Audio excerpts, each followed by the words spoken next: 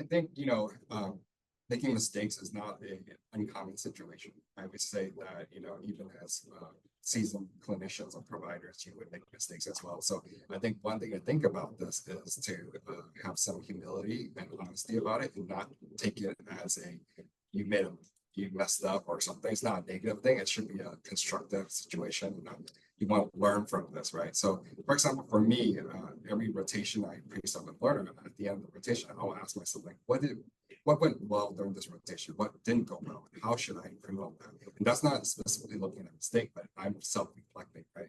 I tell my learners that, while you're in school and while you're doing rotations as a IPE or APE, even PGY1 resident, you're going to get a lot of feedback. At some point, you're not going to get feedback in your job. And how you continue to grow is to have that self-reflection, self-feedback, right? So that's something I practice for our learners is that, we want to think about like how want to approach situations that weren't successful. So I always ask my learners before I give feedback, I'm like, how did you think you did?